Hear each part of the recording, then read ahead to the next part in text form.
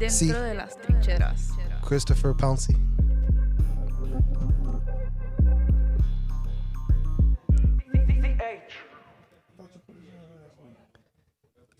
I thought I did too. You want me to put it in again? Yeah. Just so you have the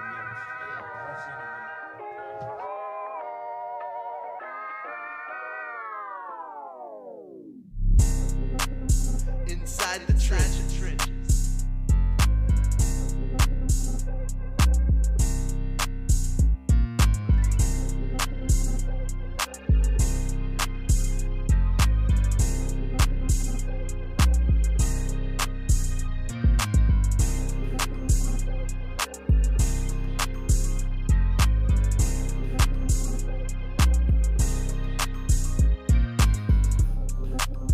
Inside the trenches.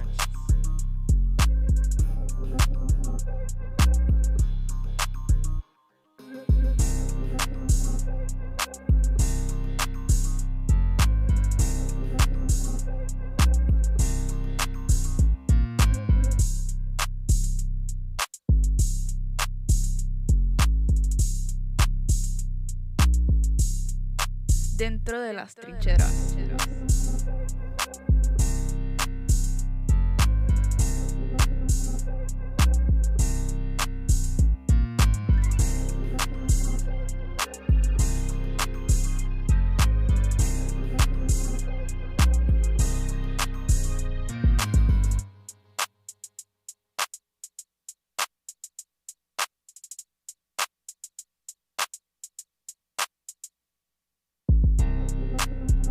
Inside the trenches.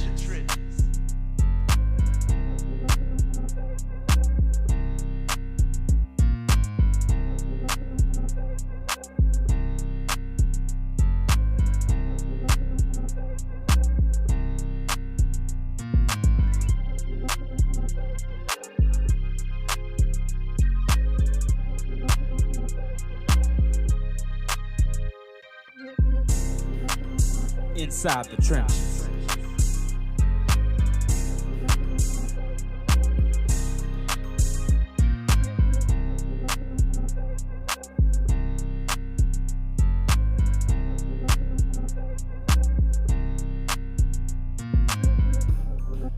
Dentro de las trincheras.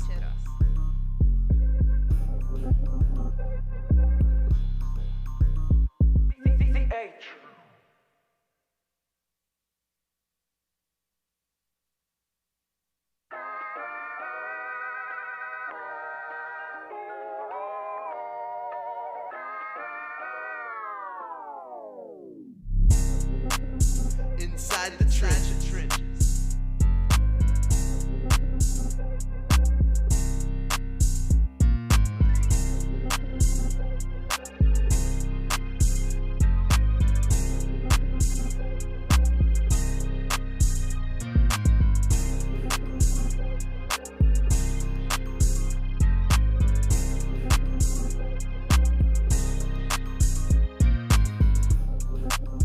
Inside the trenches.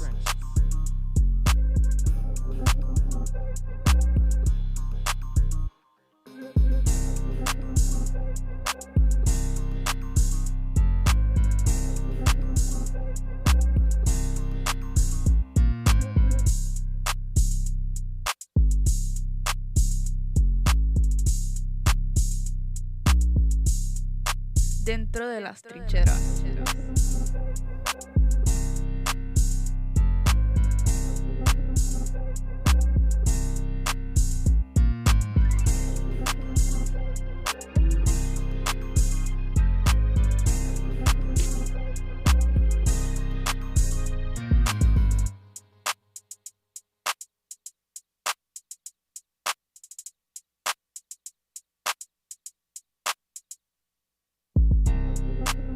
Inside the trenches.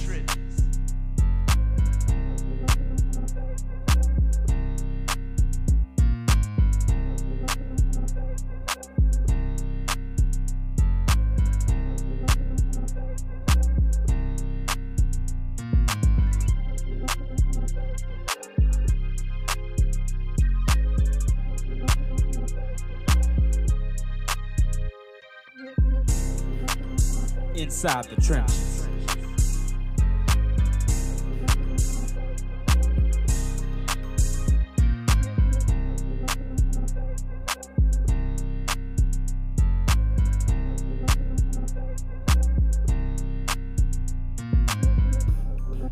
Dentro de las trincheras.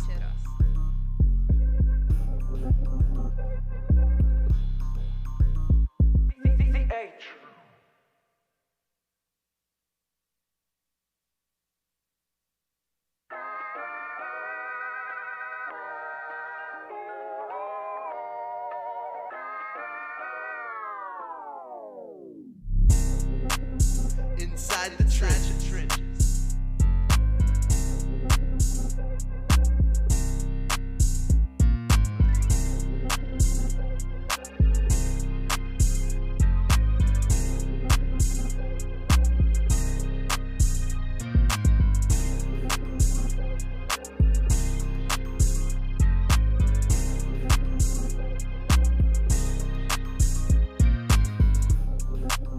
Inside the trenches.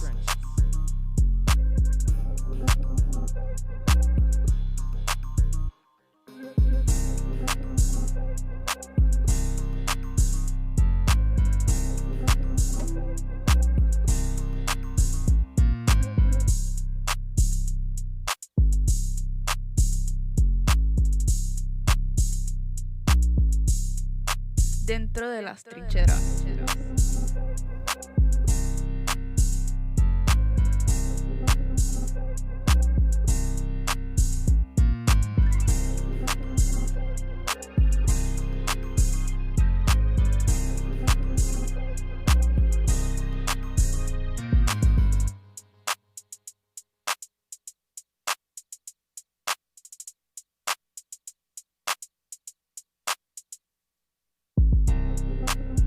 Inside the trenches.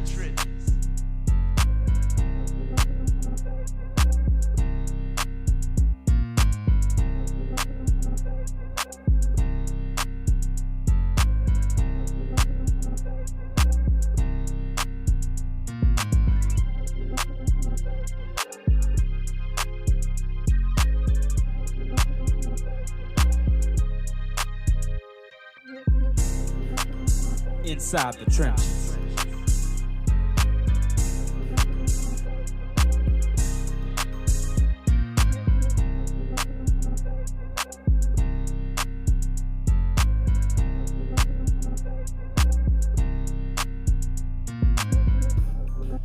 Dentro de las trincheras.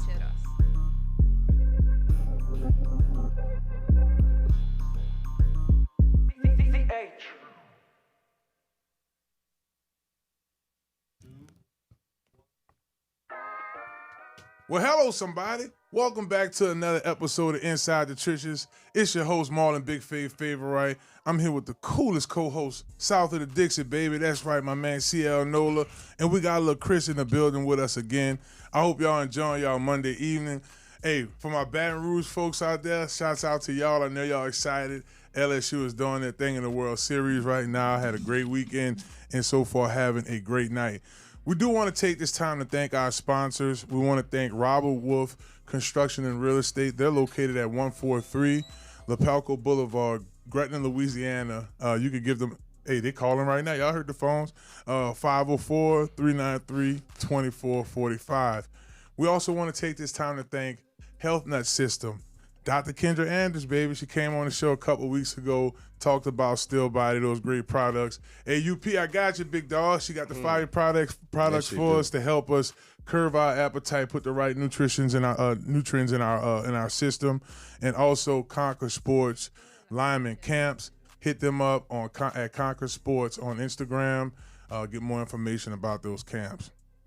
Speaking of camps, it's a wrap for OTAs across the NFL. The players got in there and they did their June duties. I want to start there. I think the biggest news, guys, more than anything else, I'll scoot back a little bit here. The biggest news out of everything else is rookie for first-round draft pick for the Cincinnati Bengals, Shamar Stewart, not signing his contract. Now, of course, the way it initially came out, guys, he didn't sign his contract. What's going on? These rookies holding out. Well, when he explained it to the media, it went along the tune of the language in the contract. Right. So, CL, I know you and I talked about this off air. Mm-hmm. The guaranteed money situation with injuries prior to the season, I think, is the biggest hit on the contract. Yeah, basically the contract is written to where if anything happens to him inside or outside the facility, that his guarantees would be null and void, which I've never personally heard that about any contract. Only obviously guys maybe jumping on motorbikes or any kind of dangerous situation, you can void your signing bonus or your guaranteed money. But this is the first time I've ever heard of a gentleman that might actually hurt himself actually on the field or actually in the facility training room working out, and he voids his entire signing bonus, which is in his guaranteed money, which is unheard of in this league. Yeah, because it's never happened before. Never. Even that team itself, the Cincinnati Bengals, never exercised that. Now, with that being said, Chris, it's a couple of options here. And it'll lead probably to our next top story around sports here momentarily. But what happens now, right? Do they trade him? Is it a situation where he re-enters in next year's draft? Just don't sign at all? Which will be a big mess up on, I think, the NFL, just for the simple fact you don't want a guy that you've evaluated, spent time, countless time, hours scouting him, drafting him in the first round, just to not give him his first round money. Oh, well, he doesn't want to sign the contract. Who would sign that contract? Your thoughts on this, Chris? Look, Chris.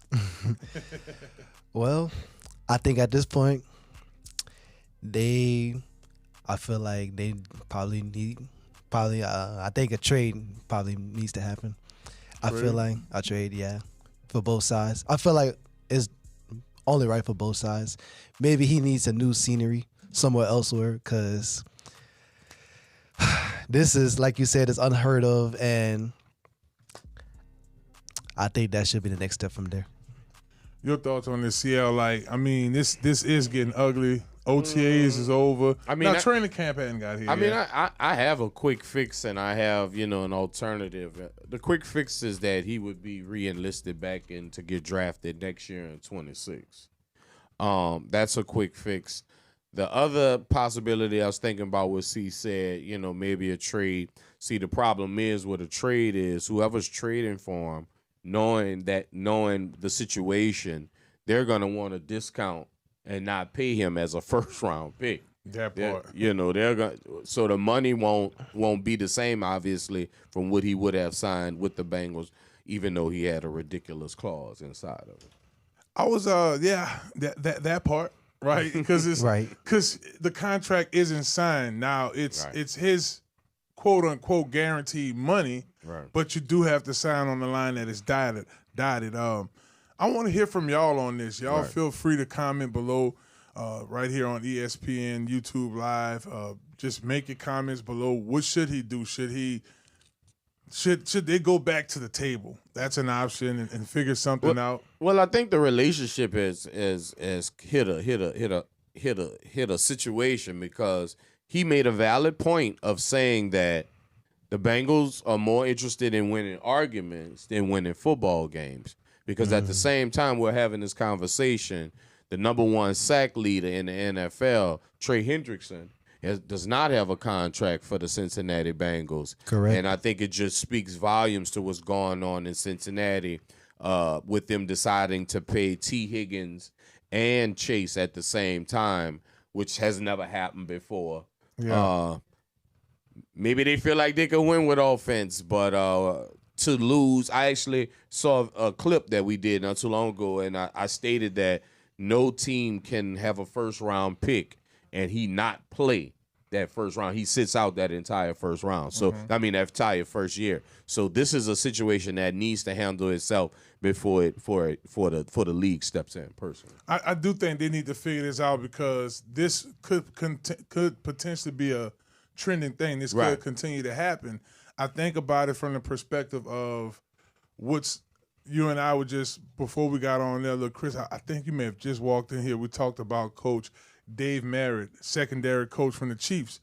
They were interviewing him about OTAs and some of the rookies that's coming in. Right.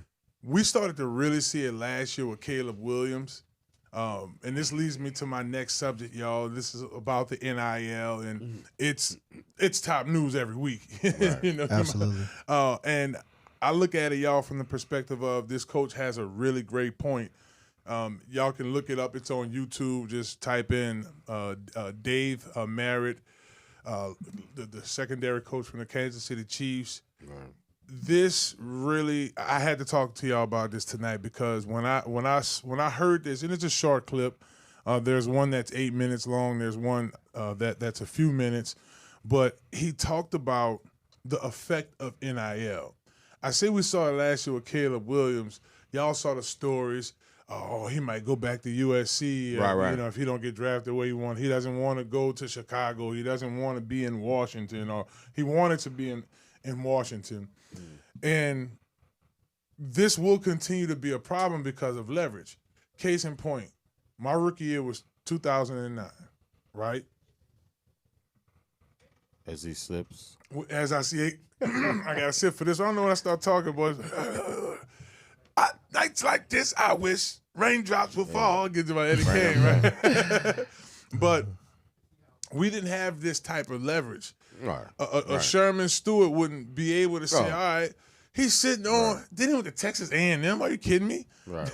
They got like 14 billionaires at their games each week. Right. So, you see where I'm going with this, Chris? You know, and if you know anything about the NFL, it's about leverage. The only time that you can actually do something and get it done is if you have leverage. I can bring you back to the days of the Raiders owner when he wanted to actually change his venue, when he decided that he didn't want to be in L.A. anymore because of the stadium. He wanted to go to Oakland. So he had the leverage because he had supporters in Oakland that wanted to take on the Raiders, and so he was able to leave L.A. Right. You think about Jerry Jones. When Jerry Jones decided he didn't want to be in that monopoly of people selling Coke at their stadiums, and he went hard for Pepsi. He actually took the NFL to court to have the right to sell Pepsi because he had a better deal with Pepsi than he would have the regular deal every other stadium was having. Right. So in this National Football League, you can get your way if you have that leverage. It's very hard to come by, but some gentlemen do and most gentlemen don't. Well, back to what Coach Merritt was talking about, he was saying like the locker room is kind of divided. Like there are guys that weren't NIL babies. There were players that were coming in and they were before this world. Yeah, before this world started. Like you had in college, you had a regular college job, and you would do that thing. You would be on full scholarship. Well, since 2021, nothing was the same as far as this goes, and it got better each year. So you had guys. Now, a lot of these guys, I saw a podcast with C.J. Stroud on it, Chris, where he was talking about these guys not knowing about taxes and being able to, you're getting all this money, but you got to see the IRS too. So it's a responsibility that comes with this as well. But you do have a handful of players, y'all, that's going to be in college football at a high level, making $500 to $1.5, $2.3 million a year, right, in college. So they're looking at the NFL. It's like it's really first round of bust, right? Right, little Chris? I agree. And like CL said, it is about leverage in the NFL. And mainly just all professional sports, not even just football, all professional sports is all about leverage nowadays. And that's, like you said, that's the mindset that these younger guys have nowadays, with the NIL deals. I'm getting money now, so let's get some more money in the NFL. Let's get a high draft pick, first-round draft pick. That is their expectation.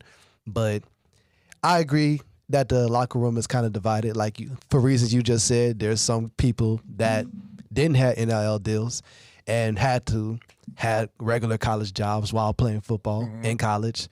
versus now, like you said, since 2021, it's different, with the NIL deals. I mean, we could switch sports and I can explain leverage to you.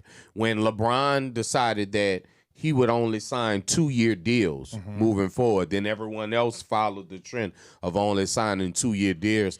That put the leverage back in the players' hands, so they get to decide where they want to go pretty much every other summer. So that's a form of leverage where you're not locked into this 5-year deal, 4-year deal where they have you locked in and you can't do nothing but either sit down or play, or when you have a deal. Because think about sitting out 3 years compared to sitting out maybe 1 year. And, it's a no-brainer. And obviously the NBA has changed, thus far because of that actual change in philosophies of taking the 2-year contracts. So that is leverage on a basketball level. I do think at some point the NFL will have to change their business model. To Coach Merritt's point, the direction that the NCAA is taking. So what he said is that next wave of players, he said the next 2 or 3 years, the entire locker room are going to be NIL babies. Right. So to get a grip on that, like to your point, to you guys' point, the contracts are this 4 or 5 year deals probably going to have to look more like a LeBron deal, 2-year deal. Yep. So that way, because that's what they're coming in on. Like the average player is on a team a year and a half in college football. The way the transfer portal works, most kids will give it that freshman year. And if they're not seeing the time they want to see by that spring ball, hello, somebody, Weezy out of here. Yeah. If y'all are just tuning in to Inside the Trenches, we're talking NCAA, college, baseball, LSU rolling right now. We're talking about just the NIL deals. Coach Dave Merritt from the Kansas City Chiefs comment. I thought that we for certainly had to talk about that. And just OTAs, just, this all stemmed from the Bengals. Like, hey, give me my money. I'm not signing the contract this way. Let's switch gears a little bit. Chris, you and I were talking off air about LSU baseball. And listen, y'all may be watching this show just on the limb. I know LSU baseball's going on, or you may catch some of these clips later on. But last time we checked, LSU was up 4-3. Big ups. We got to give credit where credit is due. Gage Wood made history. This is big. You want to make the announcement, Chris? Yes. While Chris is getting all of that together, this is a big time deal. I mean, this is the third time in NCAA men's World's College baseball time period this has ever happened. Ready? Yes. Arkansas, Gage Woods throws third no-hitter in College World Series history, striking out 19 to eliminate Murray State. That is huge news. That's big. That is huge. That's big. I mean, and what's even bigger than this, CL, LSU just beat them this weekend. Right. So what that tells you about the talent that we have over there. Here's a kid who the third, and I think DJ Spin confirmed NOLA Ryan was the last person to do this 60-some-odd years ago. It's insane, right? That's a long time ago. And I'm impressed with the young pitcher for LSU, number 24, Anthony. He actually is a kid from Long Beach, California. Ironically, they're playing UCLA today, and he's from that area. I'm sure he knows all the guys on the team. But he is the star pitcher, right-handed pitcher, and I'm very impressed with his maturity on the mound. I hope you guys get a chance to check him out. No doubt. And just in conclusion, no, I think this really sits well with being able to, how could I say this, get us up for this football season.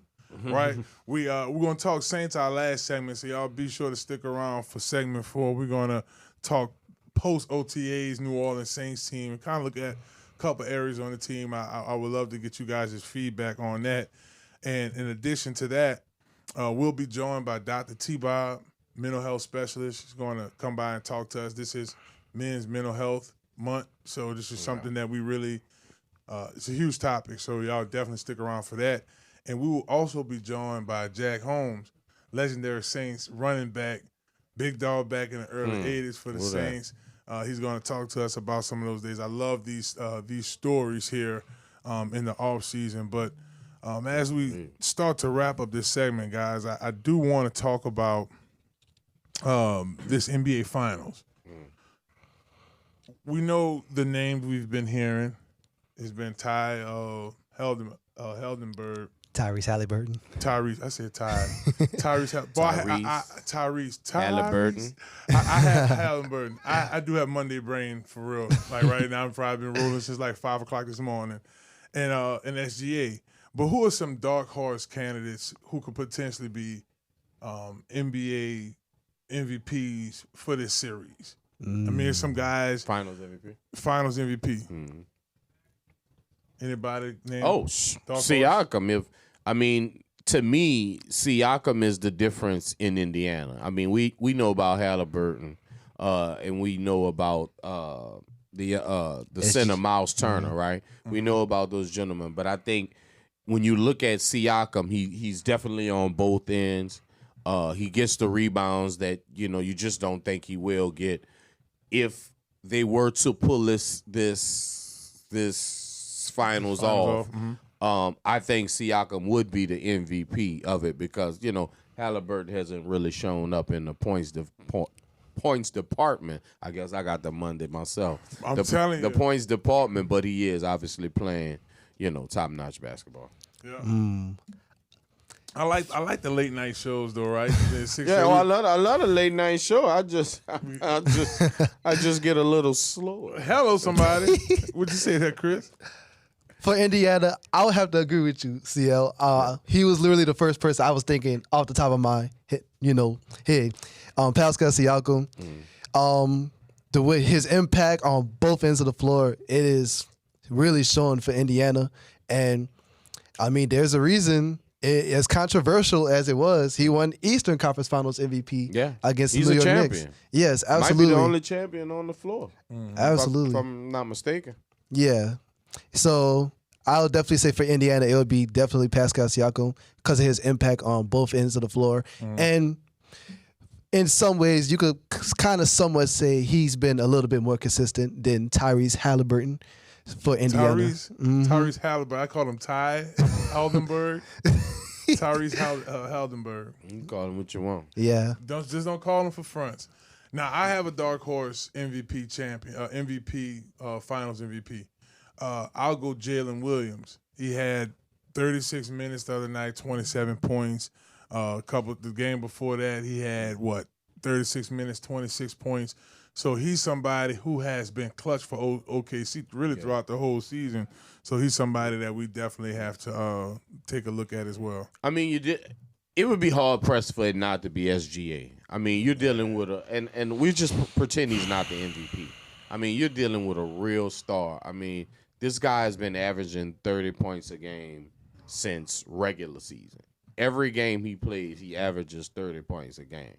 He also is tops in league for the most with 20-point games this year, 30-point games this year, 40-point games this year, and 50-point games this year. So we're almost punch drunk, if you will, with SGA because at the end of the day, no matter if he's shooting jumpers, layups, or free throws, he's going to get 30. It's about the others in Oklahoma. Well, look, baby, we ain't going to sleep right now. We up. It's Inside the Trenches.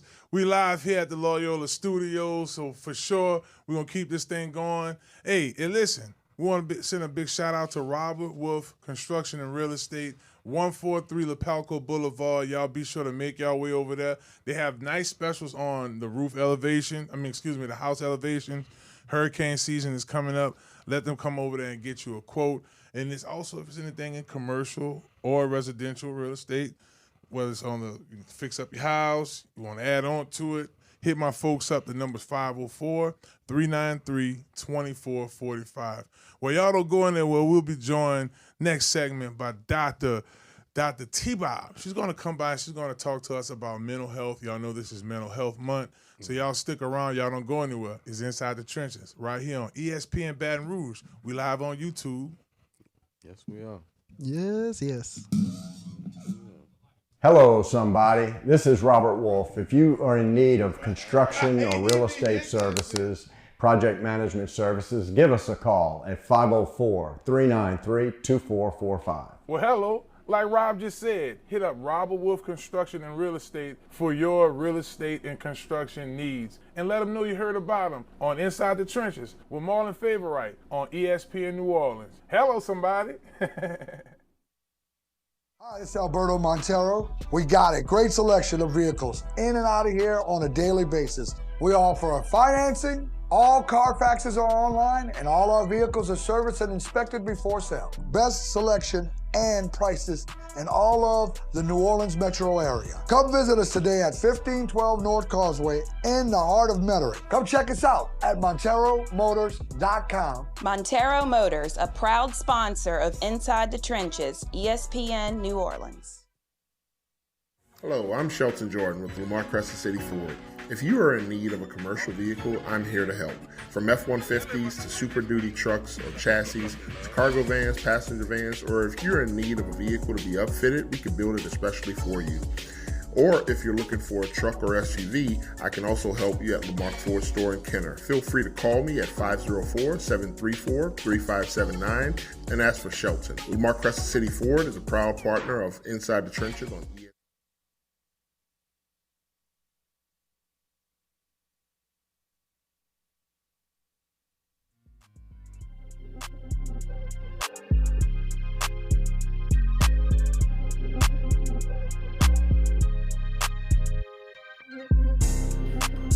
Inside the Trenches.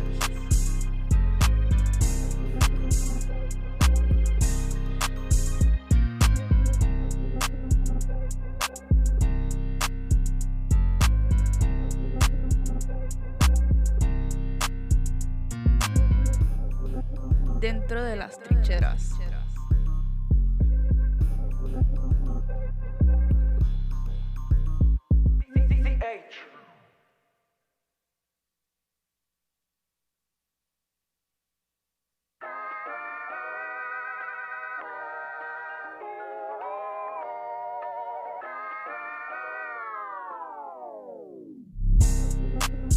Inside the trenches.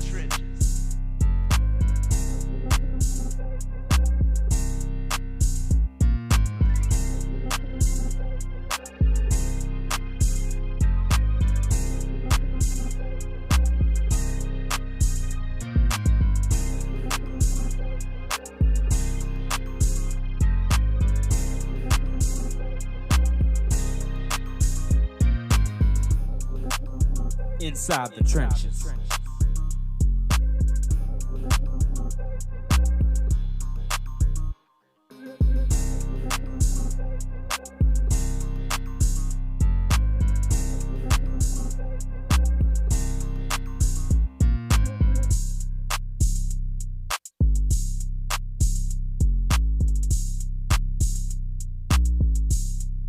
Dentro de las trincheras.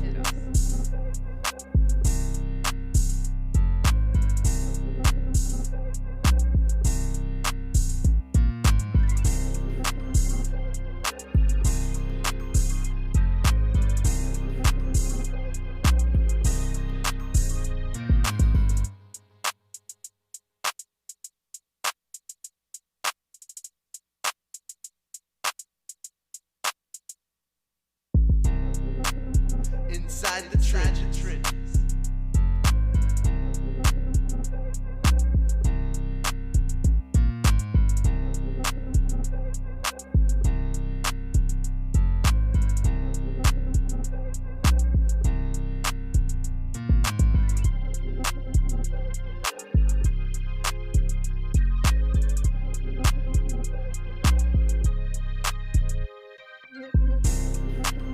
Inside the Trenches.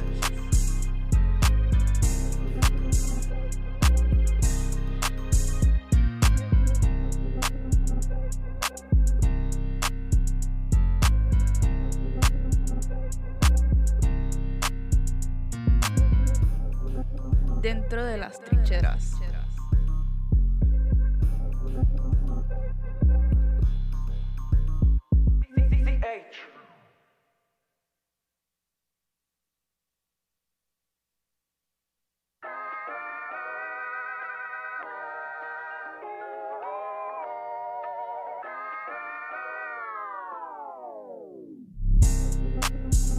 Inside the trenches.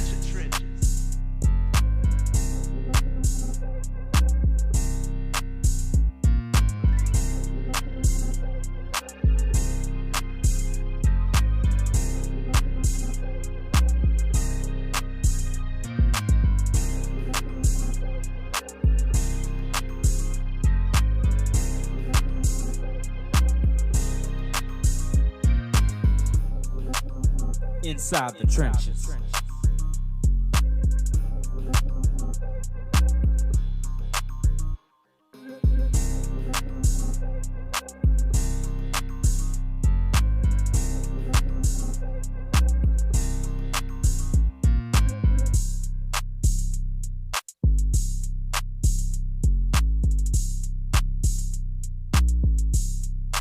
Dentro de las trincheras.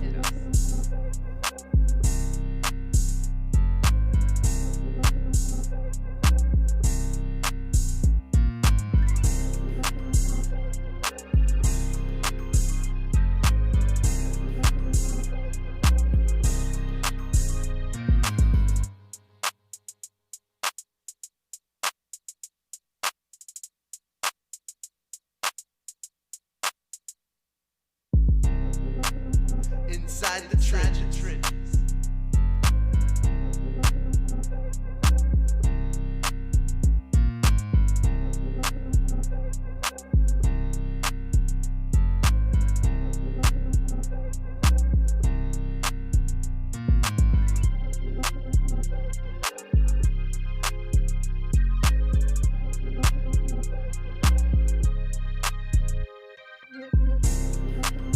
Inside the trenches.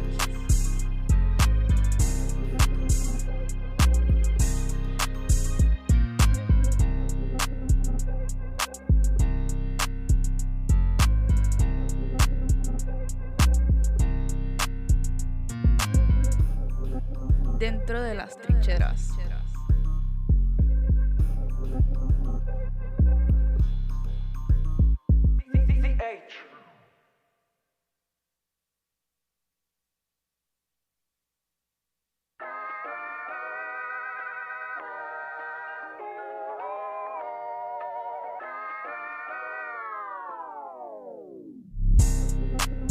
Inside the trenches.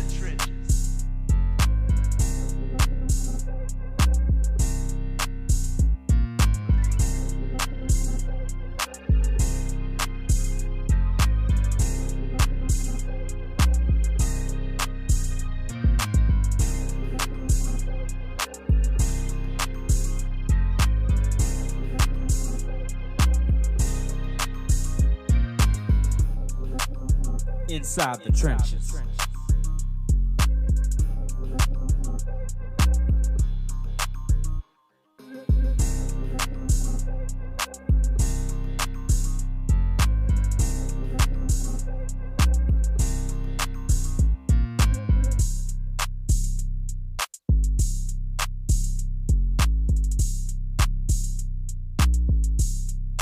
Dentro de las trincheras.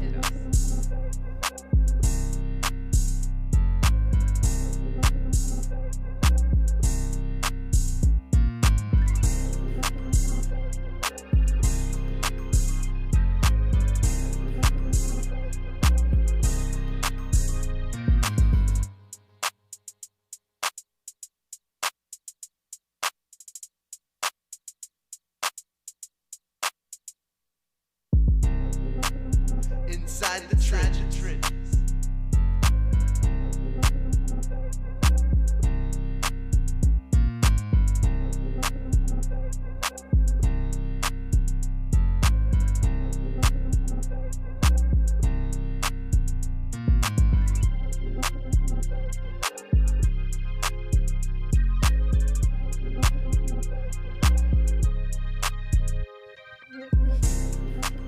Well, hello, somebody. Welcome back to Inside the Trenches. It's your host, Marlon, Big Fave Favorite, and I hope y'all are having, my big hand knocking stuff over. I hope y'all are having a blessed weekend. I hope y'all had a blessed weekend and enjoying y'all Monday. We want to take this time to thank Health Nut System for sponsoring this segment. Shouts out to Dr. Kendra for all that she do for the show. be sure to visit stillbody.org for more information. Well, this month is Men Health Month, right? For the month of June, it's important for us to not only get our minds right, but to try other practices and things to help us continue to keep our mind going. Well, we have the author of the book, It's Okay to Answer Yourself, an interaction companion to help you thrive through aloneness. Dr. T. Bob is here with us. Y'all be sure to follow her on Instagram at T_BO and 3 B's behind it. Thank you so much for joining us today, Doc. Thank you. Thank you. Thank you for having me. Absolutely. Yes. Thanks for coming. Yes, indeed. So what inspired you to have your book with this type of interactive style? I was lonely. Yeah. Back during the pandemic, which was 2020? Yeah, I was living in Los Angeles, and I was living in a studio apartment. And for those of you who know, a studio apartment is one room. And for me, it just sometimes felt like the walls were caving in on me, you know? It was during that time where they were telling us to stay inside, don't talk to nobody, don't go around anybody. And so for me and many other people, it created this sense of loneliness. You know, my family was back here in New Orleans. I am a native New Orleanian. So my family was here. I had friends there, but again, we were all inside. You know, we were scared to interact. And so I just started writing. I started journaling, which is something I strongly recommend. I started journaling, and I just started writing my thoughts down.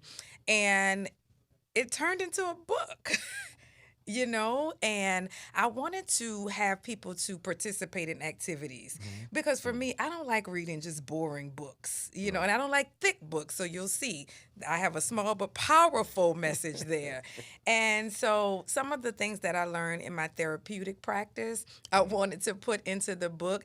And so there you have it. It's okay to answer yourself was born because even if you don't have someone to talk to, even if you don't have a lot of people around you, it is okay. You are not crazy. You can talk to yourself, you can ask yourself questions, and you can answer yourself. Wow. That is a great explanation because, of course, I was curious myself. I usually have a two-part question. The first question is, the first request is, please tell the people where you're from. I am from New Orleans, Louisiana. 7th Ward of New Orleans, Louisiana. 7th Ward? Yes. And since, like you're saying, this is Men's Mental Health Month, and I'm going to just dive right into it, Doc. How should a man approach vulnerability and expression moving forward? With an open mind. Yes, this is Men's Mental Health Month, and thank you again for inviting me. Two wonderful, intelligent, talented men sitting here, and I think it's great and appropriate that you have acknowledged this month and that you have brought me on to discuss Men's Mental Health Month. And I think men should approach mental health with an open mind, knowing that it's okay, knowing that it is really time to reduce the stigma, knowing that we can talk about it on public platforms like this. I'll be honest with you. Sometimes I'm in my truck by myself. I find myself talking to myself. And I don't, at first, it seemed like, man, am I crazy? Am I talking to myself? But when you said that alone time you had, so while you were writing this book and just trying to cope with being by yourself at the time, did you find yourself doing that? Like, just, obviously we could call our family and friends at that time, but we by ourselves. Did you find yourself kind of talking to yourself a lot? Absolutely. Yeah, that's me all the time. Absolutely. I did it then. I do it now. I personally believe it's healthy. You know, our grandparents taught us we were crazy, right? We see people walking up and down the street and they're talking to themselves. I mean, you can kind of see when somebody has a mental health issue. But, you know, if you're typically a healthy person, you know, you're at home, you're in your truck, right? Here's the thing. If you don't talk to yourself, somebody else will, right? There will be a voice in your head regardless of who you are. Whether that's a good one or a bad one, usually it's a voice that's telling you something you don't need to hear or encouraging you to do something that you should not do. So in order to quiet that voice, your voice has to be louder than that voice. And so that's my reasoning for talking to myself. Or if you need to make a decision, you need to work through a dilemma, have that conversation, as long as you understand that you are talking, that it's not someone else. It is totally healthy. Wow. That's a mouthful, Doc. Yes, indeed. What is your thought process of how social media affects mental health for everybody? Wow. It's very powerful. Social media can be good and bad. It can be positive or negative, as you know. You can use it for good. You can use it for bad. Most times, and I talk about this in the book, there's a good portion related to social media because what social media does, it promotes comparison. Right? And a lot of times men may not admit that they buy into that, but men also buy into that, right? You're looking at maybe what other men have, what they're driving, how athletic they are. He works out 3 days a week, you know. Women are not the only ones who do it. And so social media definitely allow us to, or really not allow us, but really promotes what I call, and not what I just call, but the Bible calls, to covet our neighbor. Right? And that basically means just to look at what our neighbor have, and sometimes that causes envy.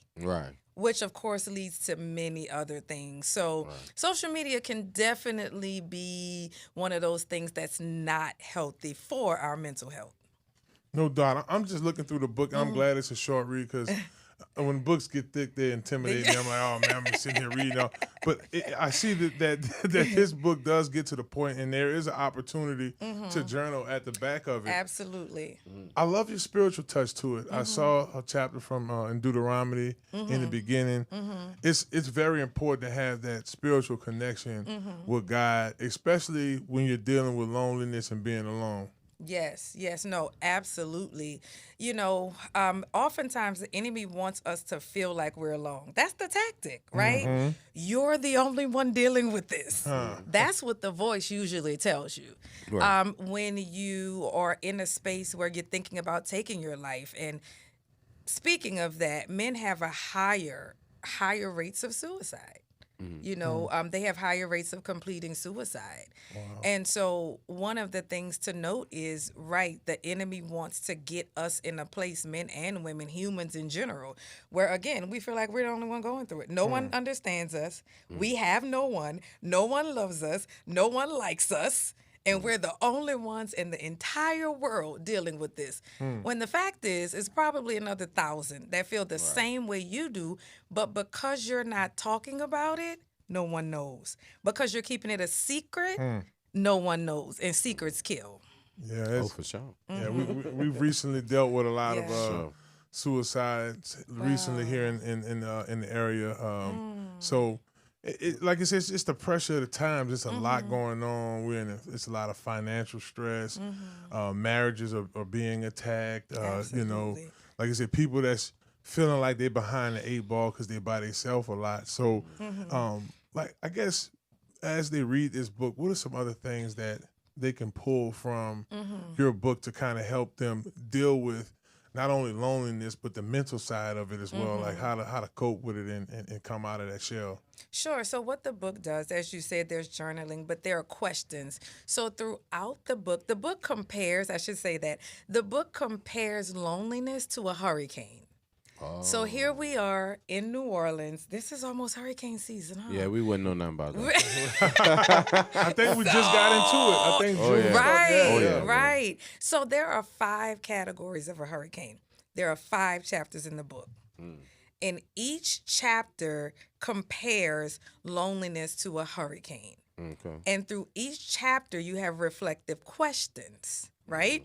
And so even though that's why I say the book is small but mighty, just like me. And so, what Copy that, Doc. Copy, thank you. And so what happens is it's not just a read. You read and then you reflect. Okay? And so I tell people, they're like, oh, I can read this quick. I'm like, nope, don't do that. I want you to think. I want you to read like 5 pages and stop and close it. You know, answer the question, get pen and paper, write your answers down. And then once you get to the back, there are activities.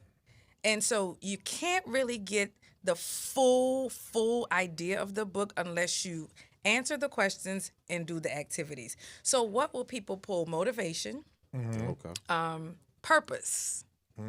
Purpose is huge, right? Because one of the things that leads us into depression, anxiety, feeling lost, feeling suicidal, oftentimes even feeling homicidal, is because we don't know why we're here. We have no earthly idea why we're here. And if we don't know why we're here, what is the point of being here? That's true. And so it really helps you to really start the process of discovering your purpose. And so it just wraps all of these things up. It talks about past hurts. That's a big one. Yeah. Talks about past hurts. That's one thing that's very important. Even in my practice, I don't care what age my client is, 40, 50, 60, 70. We go all the way back, all the way back. Because we have grown men walking around who are unhealed. And that leads into relationships, right? That leads into parenting, fatherhood, as we just celebrated Father's Day yesterday. And so being healed is very important, especially for men, because you are the head of the household, right? And so it just deals with past hurts, forgiveness, right? Friendships, loss. This book is great for those who have experienced loss, a divorce, separation, or you're just, in a season of being alone right now. Once again, that is a very powerful message, Doc. The crazy part about it is I know my purpose and why I'm here. And it's to ask you, what is your suggestion on protecting my peace? Oh, wow. Protecting your peace. You have to watch your circle. That's the first thing that came to mind. Who are you around? Yeah. Who's in your company? It's also protecting your eye gate and your ear gate. I talk about that in the book. What are you watching? What are you listening to? What are you reading? What are you entertaining? Who are you entertaining? And then also, who are you accountable to? That's a great one. Who are you accountable to? Accountability is key. I've been married now 13 years, Awesome. and it's God bless you. hello somebody, and I love the family atmosphere. Right, it's the you're accountable for his well-being, her well. So that can add pressure, right? Because sometimes we don't have our own self together. So I do appreciate books like this.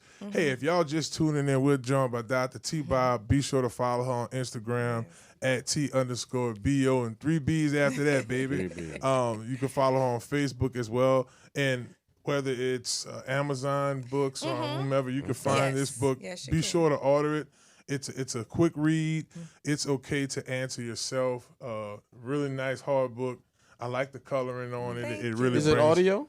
It's not audio yet. Everyone has been asking me that, but I'm excited to jump into an audio version. Okay. Yes. So am I. I do like to, because me and CL, we listen to sports radio a lot. It helps, It and we roll. Yeah, and can y'all imagine me narrating it? Can y'all hear it? Yeah. Okay. I can. Yeah, you have a nice And I'm gonna voice. pause at the end when it's time for me to ask those questions to myself. I will pause. Right. Okay. And you'll say, and pause now. And pause now. Right. And you do have that. That does help, because you get into a deep reading. Sometimes you don't want to forget a note from it, so that is pretty cool as well. If someone wants to get an appointment with you or anything of that nature, how could they reach you? Is there an email or phone number? Yes, they can visit my website at tamekabob.com. That's TAMEKABOB.com. You can click the contact me link, and it'll bring you right to the contact form. That's pretty cool. Yeah. I mean, we usually ask questions to our guests, like little funny questions. Yeah. So, when I look at this book, I think of like journaling. I think of like poetic folks. So do you have like any like other journalists or authors that you admire, like coming up their writings or anything like that? You know, writing a book for me was just this spontaneous thing that happened. You know, I always like journals though. Okay. Because I still have a journal to this day, a nice hot pink leatherback, journal. Throwback. Yes, and I encourage all of my clients to have journals. But I grew up reading Maya Angelou. I really enjoy her books, and I still do. I also like a lot of true stories, reading the true lives, of course, Michelle Obama's book. I really enjoy Taraji B. Henson's book. I enjoy reading real stories, true stories. But I would have to say Dr. Maya Angelou is definitely the writer that I admire. Also, I like self-help books, so Dr. Iyanla Van Zandt for sure. Okay. Yeah. Well, Don. Yes. I see that you're very well versed in the books and the things that we need to read. But tell us about you. What do you have going on in 2025? Is there an Essence appearance that we should expect? What do you have book going? signing or something? Book signing? Well, speak it into the atmosphere, will you? Yeah. I will. That is not confirmed yet. I would love to make an Essence appearance. I usually, the past 3 years, I have done what's called a stage reading at the Essence Festival. Right. I'm also an actress, and I'm also a filmmaker and screenwriter. And so, yes, I am. Surprise. And so that's one of the things I have participated in the last 3 years, more in the entertainment sector of Essence Festival.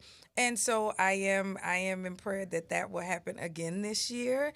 I do have a feature film in post-production right now that I wrote and directed and produced. Check you out. Really? Yes, thank you so much. It's a faith-based feature film, kind of dealing with those voices I was talking about. Those voices we hear, the good and evil. Yeah. And so I have a lot going on, but that's the major thing. A lot is good. Yes, God is good. Anything is plenty. Yes. Anything. So you have any motivational tips or anything you want to tell our listening audience? Your camera's right there. Any little message you want to leave with them? Sure. In this month of men's mental, that's a tongue twister, right? It is. Men's mental health month. Say that 10 times. No, The just Mims. kidding.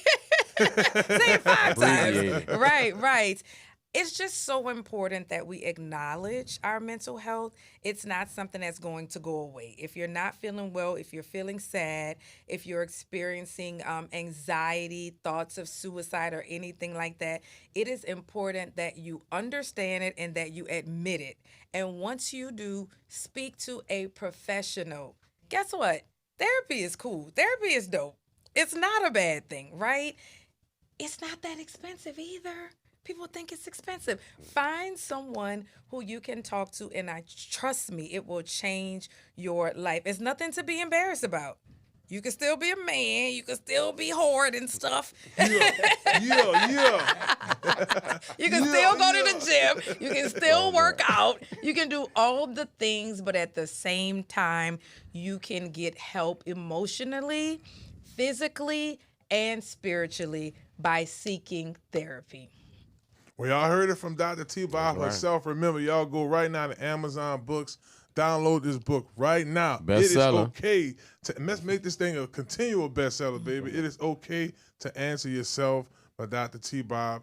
Nice gift for y'all. Summer read list. Yes, indeed. Summer read list. I like that. I like that. Yes. Look, this is on your summer read list. Going to the fall with a clear mind. Thank you so much for coming on the show, Doc. Thank you, Doc. Appreciate you. Thank you. And shout out to Health Nut System once again for sponsoring this segment. Shout out to Dr. Kendra Andrew as well. Be sure to check out her product, stillbody.org. We're going to stay sexy and have our minds right. That's right, this summer, baby. Y'all don't go anywhere. I wouldn't know nothing about that. We right here. Therapy is sexy, too. Hello, somebody. Y'all don't go anywhere. We're going to take a quick break, and when we get back, We'll be joined by legendary running back for the New Orleans Saints, Jax Holmes. Y'all be sure to sit here, and we'll be back. It's Inside the Trenches on ESPN Baton Rouge.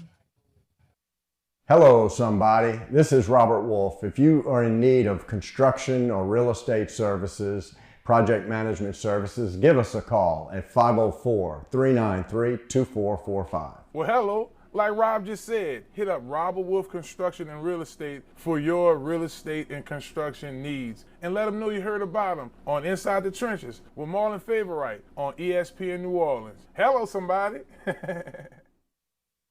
Hi, it's Alberto Montero. We got a great selection of vehicles in and out of here on a daily basis. We offer financing. All Carfaxes are online, and all our vehicles are serviced and inspected before sale. Best selection and prices in all of the New Orleans metro area. Come visit us today at 1512 North Causeway in the heart of Metairie. Come check us out at MonteroMotors.com. Montero Motors, a proud sponsor of Inside the Trenches, ESPN New Orleans. Hello, I'm Shelton Jordan with Lamar Crescent City Ford. If you are in need of a commercial vehicle, I'm here to help. From F-150s to Super Duty trucks or chassis to cargo vans, passenger vans, or if you're in need of a vehicle to be upfitted, we can build it especially for you.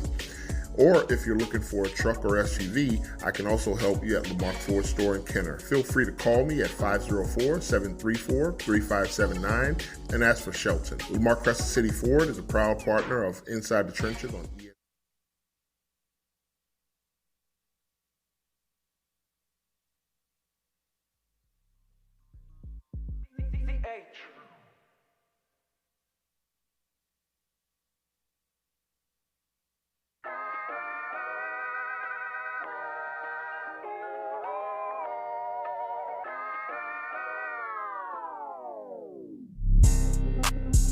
Inside the trenches.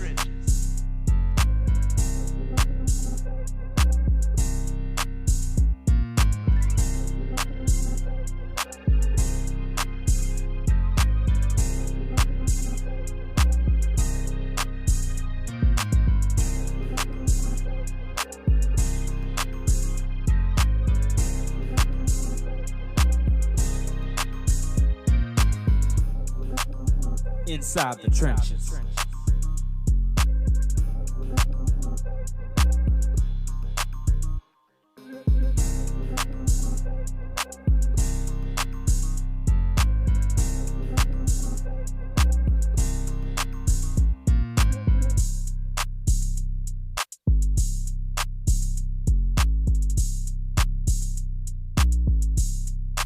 Dentro de las trincheras.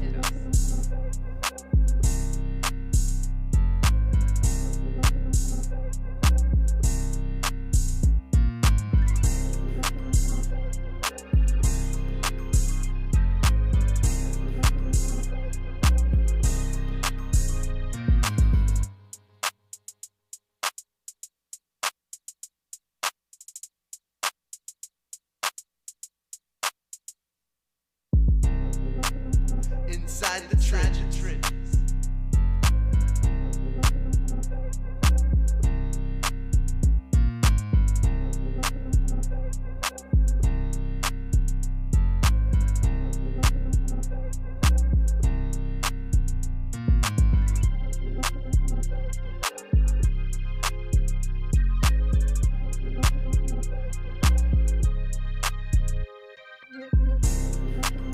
Inside the trenches.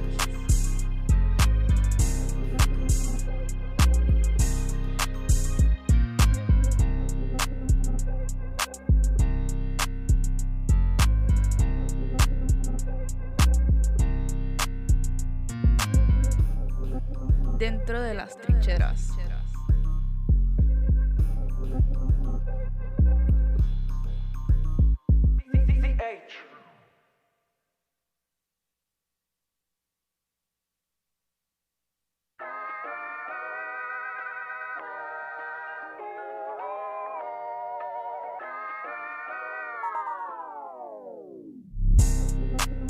Inside the trenches.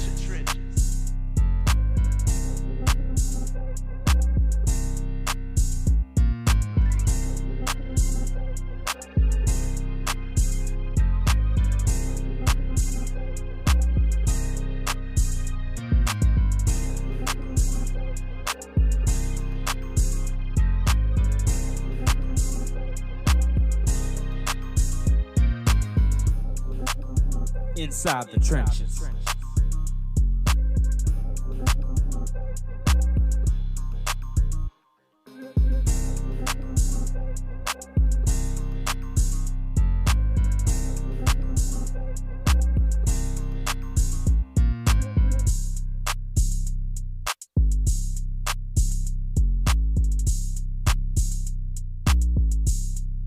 Dentro de las trincheras.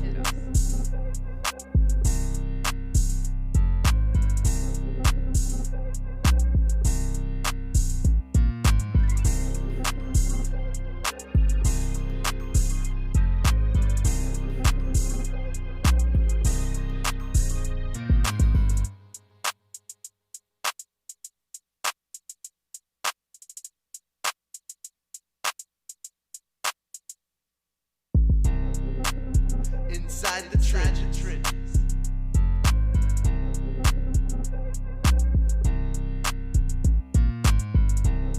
Well, hello, somebody. It's your boy Marlon, Big Favorite. I hope y'all are enjoying the show.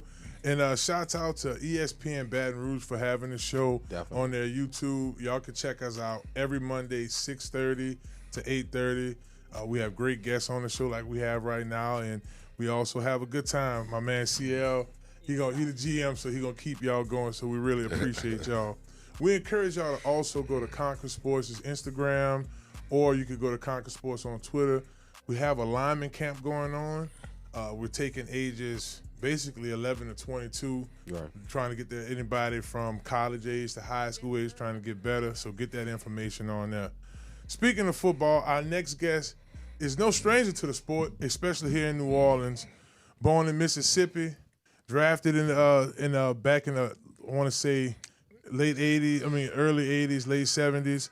Played running back for the Saints, number 45 on the field, right? But number 1 in our hearts. My good friend, Jack Holmes, baby. Thanks for coming on the show. And you're a June baby too, baby. That's me. I'm on the 22nd, man. So happy early birthday to you. Juneteenth. Yes, indeed. Hello, somebody. So you and I, we had a great conversation the other night, just kind of talking about some of the days when you were playing for the Saints. So I guess take us back to draft day. Right? Take us back to when you got drafted, just that whole atmosphere then. Well, the thing is, I was drafted by the Houston Oilers back in the day. There we go. Okay. I was drafted by the Houston Oilers. Went to Houston Oilers during training camp. Okay. Was cut right before the regular season. Went up to Canada for a little while. Okay. I guess a lot of people didn't know that. Right. And then I called the Saints and walked on with the Saints in 1978. Just came out there and started working out with the running back coach. Man, they liked what they saw, and it was history from there. So when you were drafted, you were drafted in the 15th round. 15th round by the Houston Oilers. Wow, so they did probably go back to that for real. At this point, with all these 15 rounds. 15. Really, they had 17. Wow. They had 17, and I was drafted 15. That's pretty cool. Then the guy named Sid Gilman, he came through there and saw me when I was at Houston. I was at the draft book. And he said, Jack, you still here? I said, you still not drafted? He was working with the Houston Oilers at the time. Next thing I knew, I was drafted by the Houston Oilers. Wow. But the thing is, they had just signed a big running back in the first round, Cedric Hartman, I think. And so I had to work. But they liked what they saw. Just the numbers game. You know about that, right? Oh, boy. Everybody. Yeah. Some things don't change, SCL? Yeah. Well, and some things never do change, especially the love that we have for the New Orleans Saints. Right. Please, sir, tell us what it was like to actually put on the black and gold. It was great. It's great. Man, the love from the fans, and, man, just go anywhere in the city, people recognize you. That was fun, man. I tell you, I really enjoyed that, especially when I was active, even when I retired. Right. I was being recognized, and handshakes and hugs and all that good stuff. And, man, the fans here are great. Number one in my heart. Definitely. And you spent some time here. You were here from 1978 to 1982. Correct. we're talking about like y'all whips back then, like when it was like pulling up to the Saints facility. You said they had like y'all had like 2 Benzes, so you know you pull up. Let's call it 79, 80. How you pulling up to the facility? Yo, I pulled up in a Camaro. What year? Yeah, that's 79. Oh, he like you. Yeah, See how crazy about the old school. Yeah, I'm familiar. Yeah. Now I brought that up because nowadays you pull up at your average college, man. It's like, man, these kids got Benzes and 745. You name it. Right. We didn't see that. We didn't see a whole lot of that. Maybe 1 or 2 like guys like Don Reese. Even Archie didn't drive that kind of Right. Right. Oh yeah. So West Chandler, those guys had those top of the line cars. Okay. But we didn't have that. Like father, go ahead and see that. Yeah, definitely, brother. 5'11", 210. I actually watched the highlights. Okay. You had great feet, but I was so surprised. Even back then, you were catching out the backfield like it was normal. How has the running back position from when you played to now evolved in your opinion? Okay. Wow, man. I watched it. Yeah, I see that. Running the road, boy, yeah. Matter of fact, I led the team in receiving in 1 year. See? Come on. Yeah. And look, it wasn't but 38 catches. I mean, 40 catches. That was out the backfield. Archie throwing little dump passes to me. But I tell you what, man, they installed those routes into the backfields now, to the running backs. You being involved. Going to the open spot, just sitting there and waiting for the quarterback to dump it to you. But I was real active. I did a lot of swing routes, a lot of curls, and screens and things like that. So I had fun, man. Believe it or not, right now, brother, your highlights are being played as you speak. Serious? Yes, sir. Yeah. Okay. Yes, sir. We appreciate you coming in. Yeah, good stuff. Yeah. Good stuff. So my question for you, all right, what were like some of your fierce matchups? Like who you enjoyed playing against? Any names, linebackers come to mind? LT. Wow. And for all the listeners, that's Lawrence Taylor. He was just something different, right? Yeah. Now y'all came in the league round. He maybe came in a little after. He came a little after me. Yeah. But they played a 3-4 back then. They didn't want running backs to block this guy. So they pull a guard out, if y'all know what I'm talking about. Yes, sir. Pull a guard out to block him. Unless, somebody rush up the middle, the guard got to stay. That kind of stuff. Then I had to block him. That wasn't fun. Yeah, I could tell. That wasn't fun. People like Run a Lot, Steve Nelson, New England Patriots. Yes, sir. And Green Bay has good linebackers also. I can't remember the names, but Dallas. Tough guys, man. Yeah, so Pittsburgh Steelers. Well, Joe Green, those guys played on the line, back in the day. But I was a backup back then when I first came in behind Tony Garbett. Y'all remember that name? Yeah, and name ring a bell? Tony Garbett, Chuck He wore Muncie. 35, huh? 34. 34, yeah. Chuck Muncie. For sure. Yeah, West Chandler. And Mike Strong. Mike was back. Strong, yeah. He was back there with me. Well, I guess my thing, okay, so y'all's era, Pittsburgh and Dallas ran it because Dallas had just won it in 78 or 77, and Pittsburgh should have won their third or fourth. Yeah, Mel Blount was still playing. Yeah, Mel was still playing.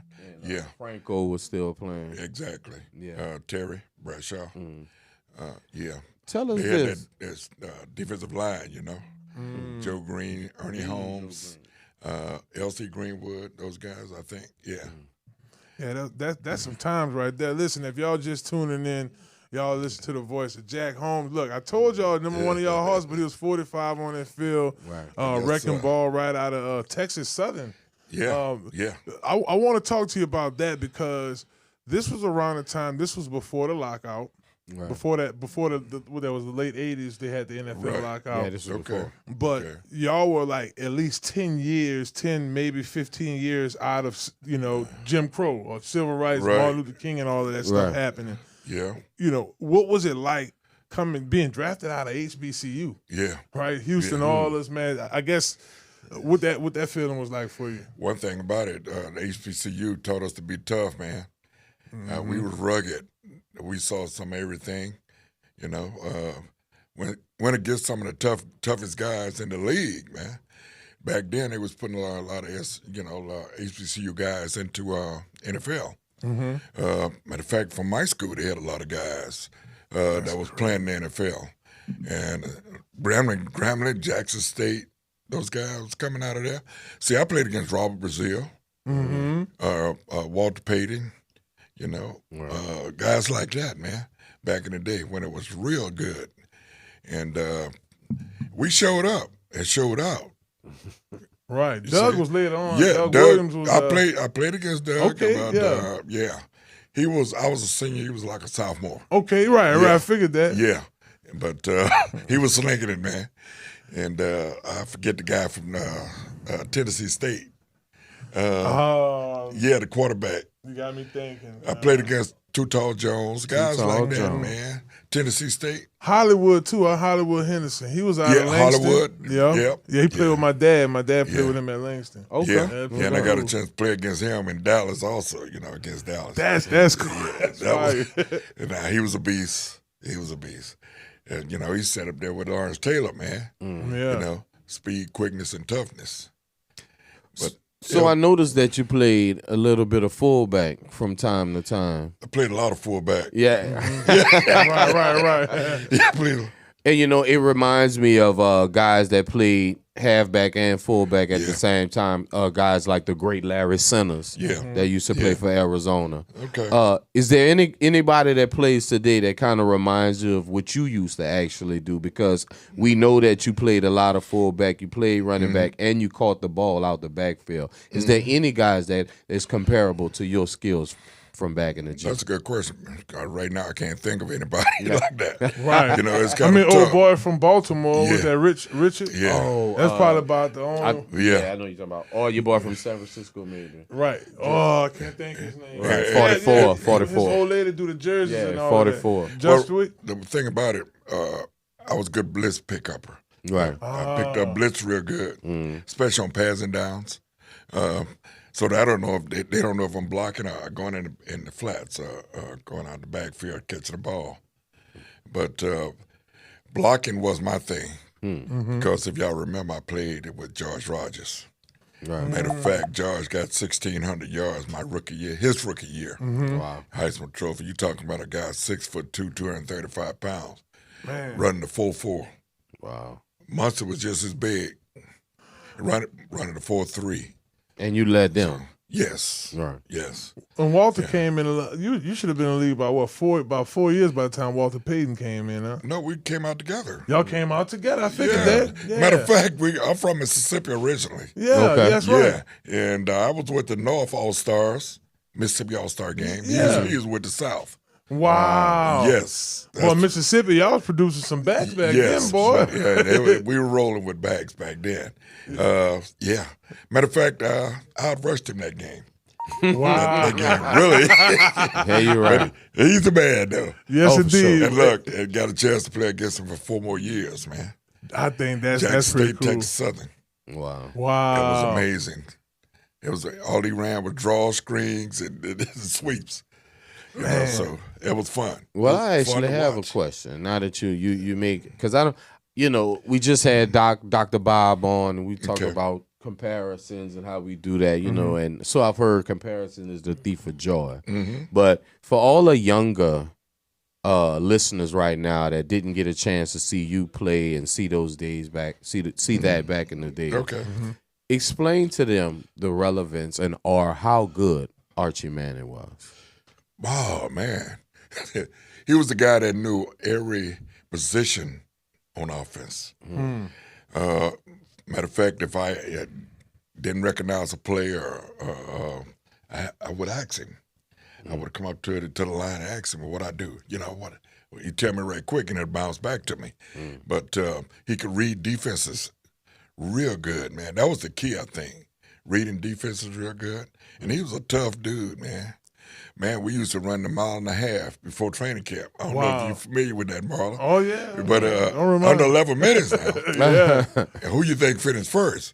Archie Manning. Yeah, How come tough on he now. was. Yeah. Wow. That's how tough he was, man.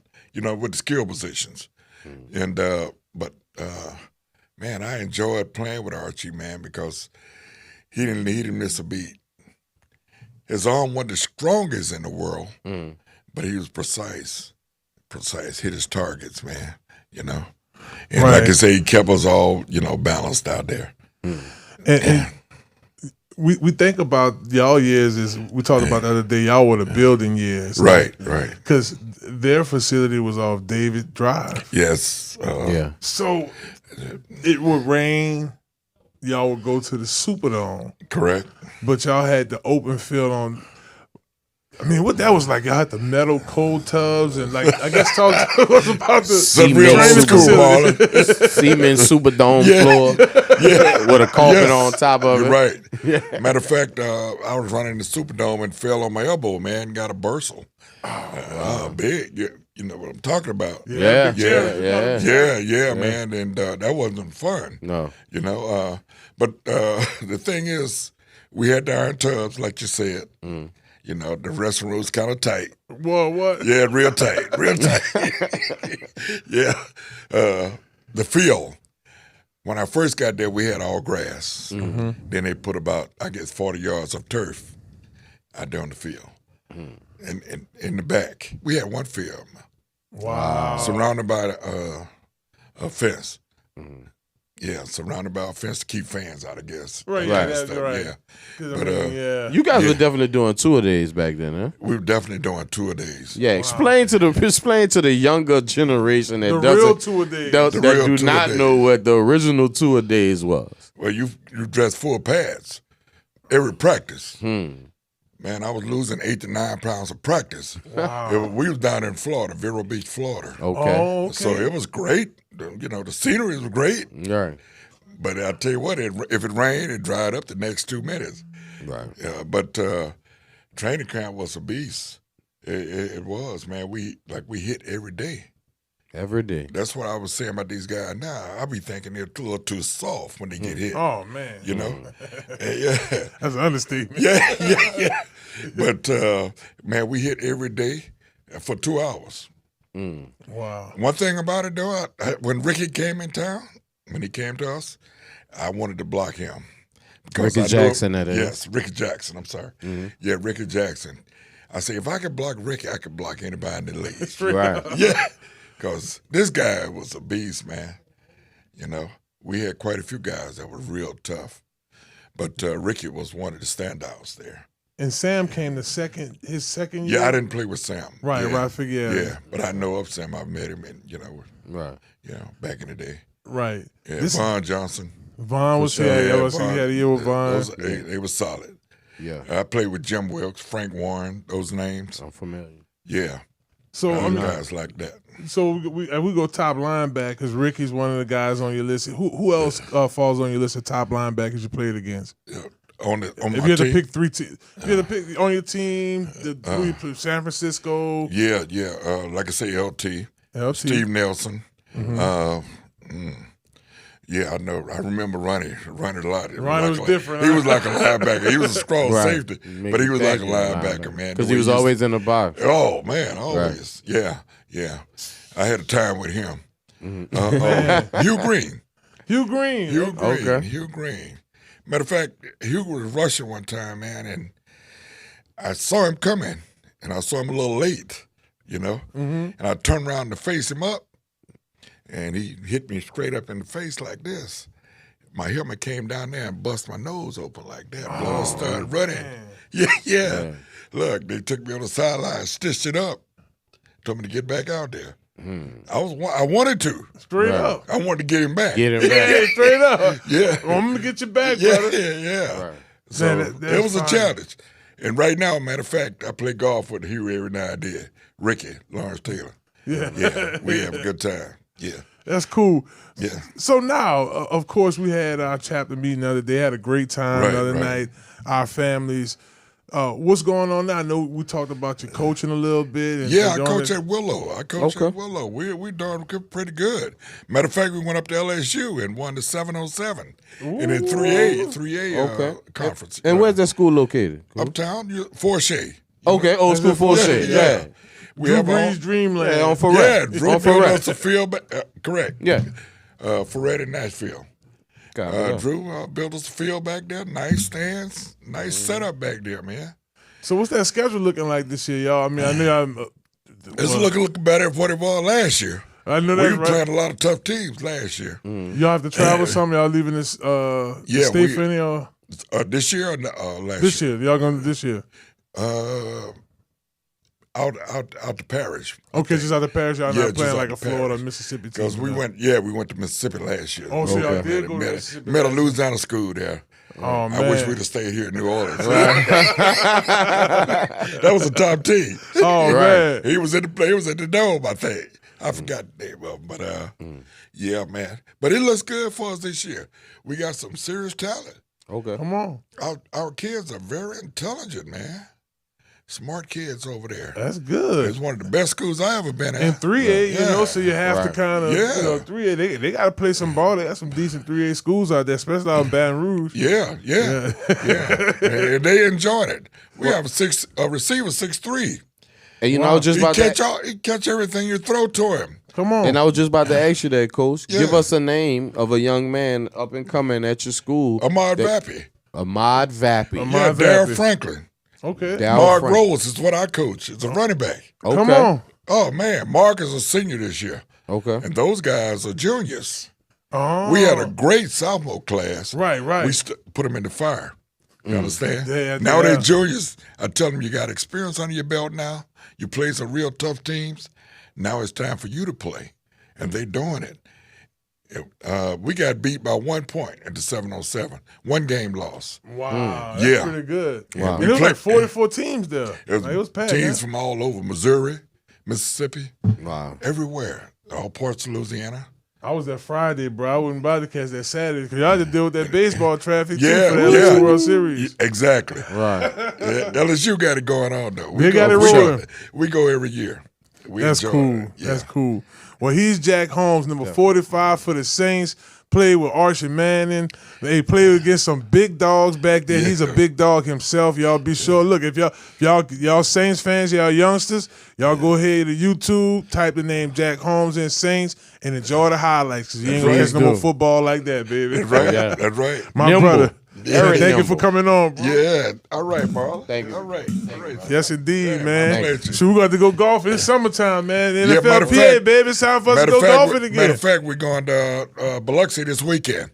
Okay. Saints Hall of Fame golf tournament. Ken did tell me about that. Okay, yeah, birthday you weekend. Here we go. Yes, indeed. Yeah, last time I missed out on y'all. Yeah. They do I was there, but I wasn't there. Yeah. In spirit. They call it in spirit. Yeah. And what they do, they introduce who they're going to induct in the Saints Hall of Fame. Mm-hmm. Okay. I think it's Trey Supporter this year. Yeah, I think Tracy going in this year. Each year we induct the guys. So That's the thing. Well, you know, we reached out to Tracy and we're waiting to hear back when he's ready to do. He'll do the Zoom. He's in Houston, but we'll do the Zoom. Okay, cool. Oh, okay. No doubt. Great. Got all these great Saints coming on here, baby. For sure. Yeah. Yes, indeed. What Jack? It's about that time. It's that time. It's almost football season, bro. Oh, it's here. We blink. They're gonna be in training camp. That's right. That's crazy. Smell of grass and the hurricane. That's right. That's right, Right baby. now that we got a couple weeks off. They got a couple weeks off, right, Marlon? Just a few weeks. Yeah, then training camp started. Yeah, the end of July. I think that last weekend in July they back out there. One thing about it, fellas, I'd have loved to been doing this time. I mean, they practice hard once a day. See what Come I'm saying? on, man. And they finished already. Even when I was a rookie back in 2009. I was in Carolina for my birthday. Yeah. Our birthday weekend, I was still in Carolina. We still had another week. Yeah. I felt like it was like 3 weeks of vacation time. Them boys got like a month and a half, like a and full the thing month. is, Really. they could only hit so many days. Right. That's right. That's right. We didn't have no limit. Yeah, no limit. Yeah. Then start cutting that back to like the 2011 lockout. That's when the hitting started. One thing I want to say also is that we didn't have all the injuries these guys are having nowadays. You know. Well, I mean, that's kind of strange you say that though. Yeah. And I think that's because they don't practice hitting enough. Exactly. Right. What do you think, Cole? Yeah. Exactly. That's what I think. Same thing. Right. Yeah. Because y'all I felt like it was more brutal for y'all. It was. Right. Yeah. So when we made contact, we jumped right up. Right. But these guys get a little sore finger, man. They out for a couple weeks. Huh. Yeah. That's real nice. I remember I played with bruised ribs.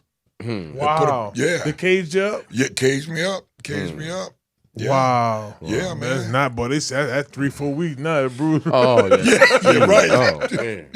4 games. Yeah. Some of them got to just wrap the money around their rib cage. Yeah, All the money they get, they Hold coming on up. tight. Yes, indeed. Yep. Well, look, y'all don't go nowhere. We're going to take a quick break. We want to thank Jack once again for coming on the show. Shouts out to Conquer Sports for sponsoring this segment. When we come back, we'll talk a little more Saints. It's Inside the Trenches, baby, right here on ESPN Baton Rouge. Hello, somebody. It's time to move your body. All right.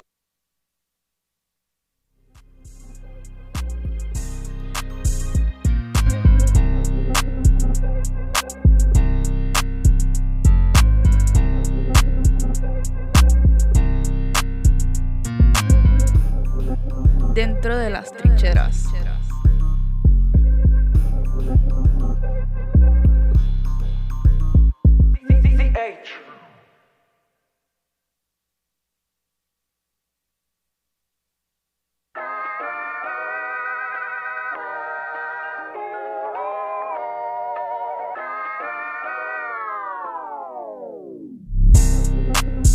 Inside the trenches.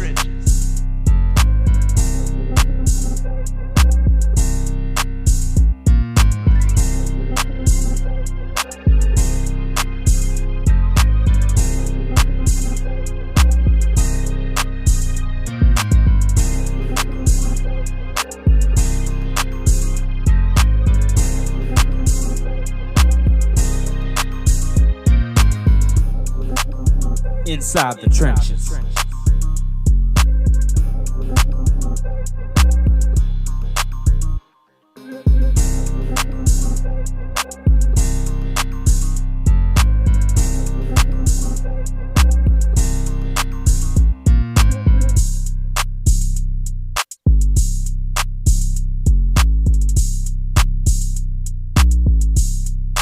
Dentro de las trincheras.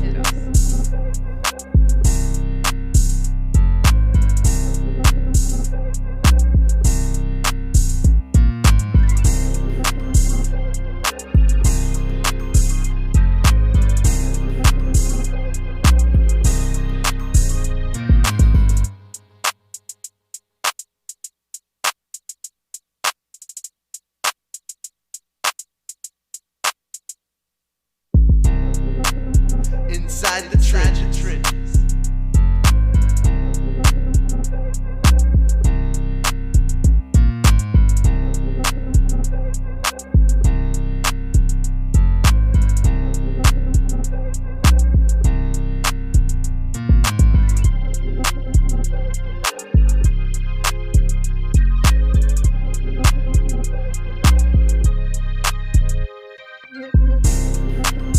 Inside the trenches.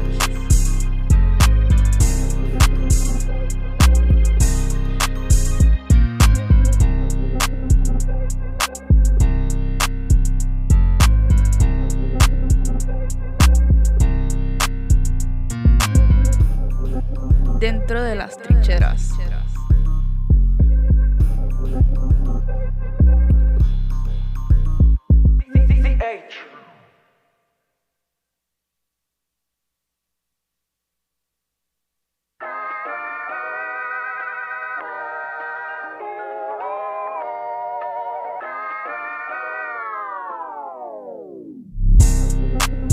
Inside the trenches.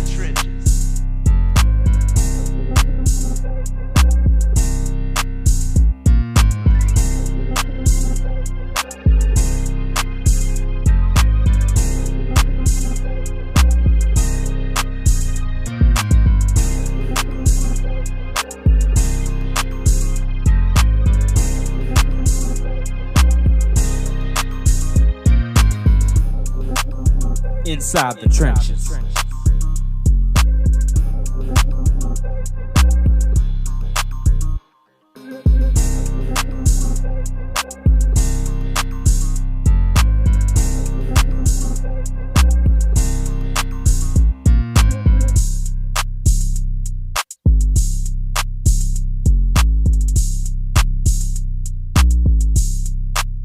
Dentro de las trincheras.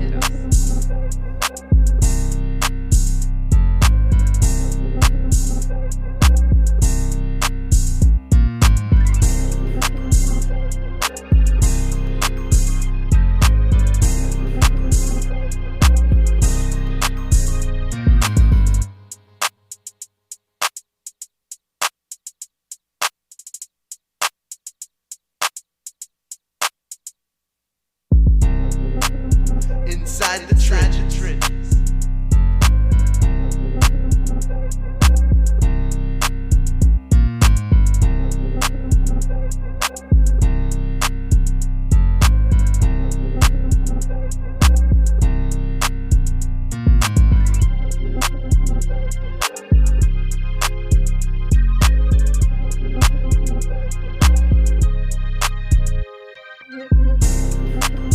Inside the trenches.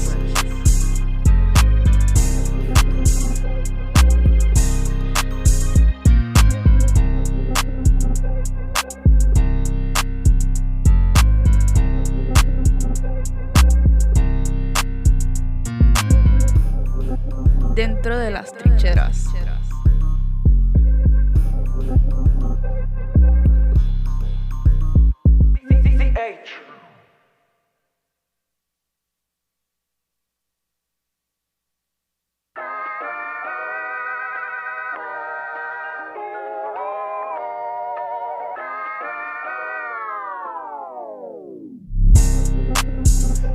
Inside the trenches.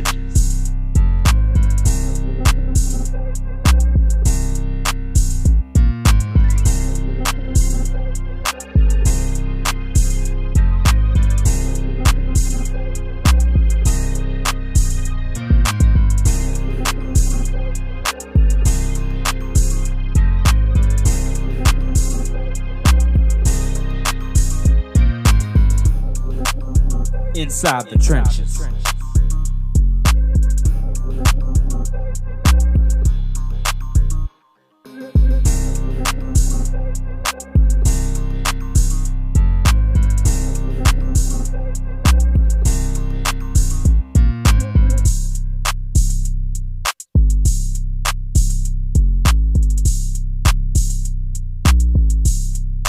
Dentro de las trincheras.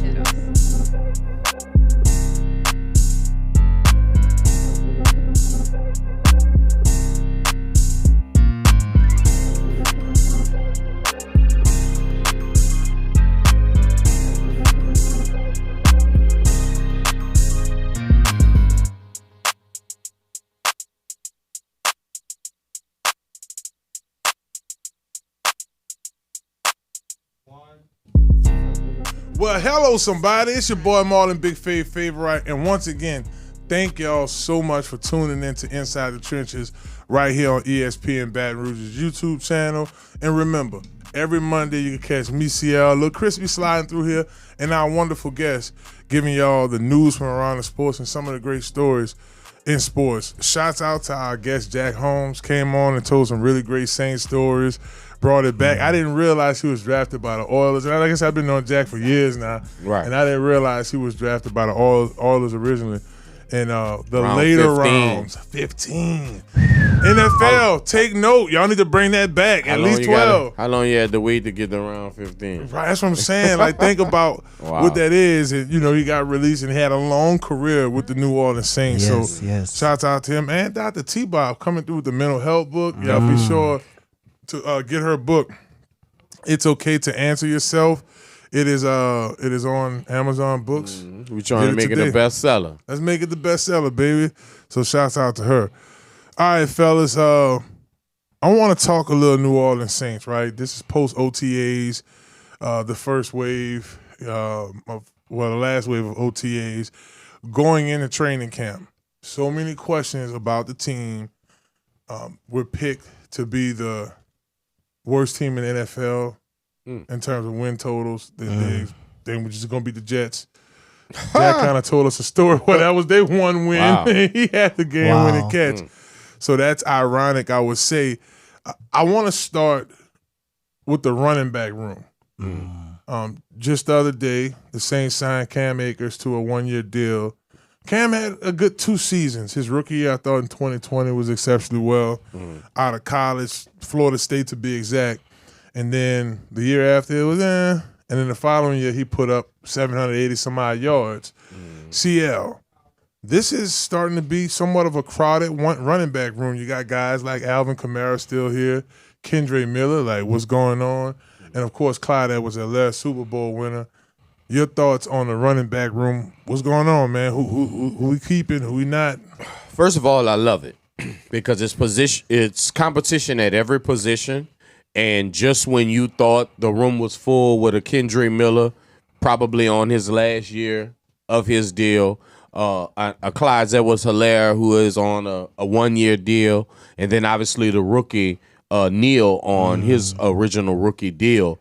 Then, lo and behold, here comes an NFL veteran like a Cam Akers, which I think really speaks volumes because we're not looking for a starter. We're looking for a guy to spare Alvin Kamara.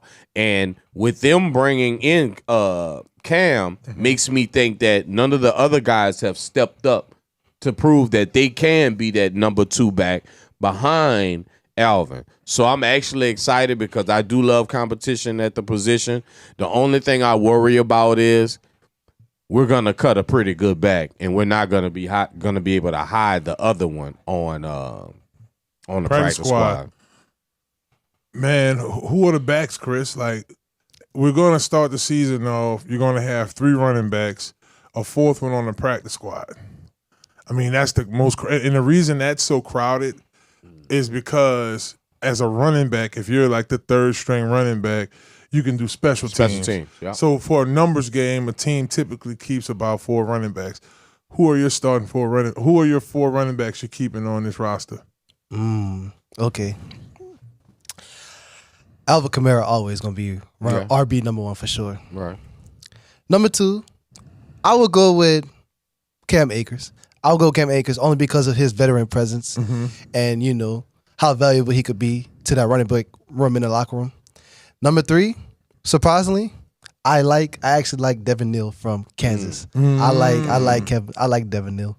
I saw some highlights of him when he was in college. He got a little bit of speed on him, a little bit of burst on him. I kind of like that. And then the 4th one, I guess I can't think of nobody else but Clyde Edwards-Helaire. I mean, his resume speaks for himself. You know, national champion at LSU. Had a couple of okay seasons at Kansas City. So I guess that'll be my top 4 running backs. Man, I'm a carbon copy of mine. I do think Kendre Miller is the odd guy out. Okay. Just for the simple fact, he hadn't, unless it's something that Coach Kellen sees in him that wasn't able to manifest. I know he dealt with some injuries. Right. But if you were to ask me going into this season to get the best out of the season, who are my guys? I'm for certainly going with Alvin Kamara, my starter, Akers, Clyde Edwards-Helaire, and Neal would probably end up being that guy on the practice squad because I just don't see those other veteran guys being there. So, yeah, CL. It's a possibility that we might be able to keep 5 backs. Now I'm sitting here thinking that because I don't believe that we have a fullback in this offense.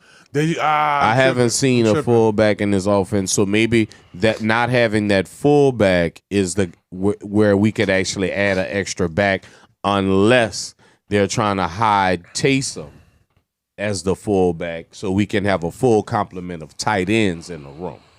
You know, this is my GM mind talking to you guys. So you'll only be able to keep so many tight ends. So we have Jawan, we have Monroe.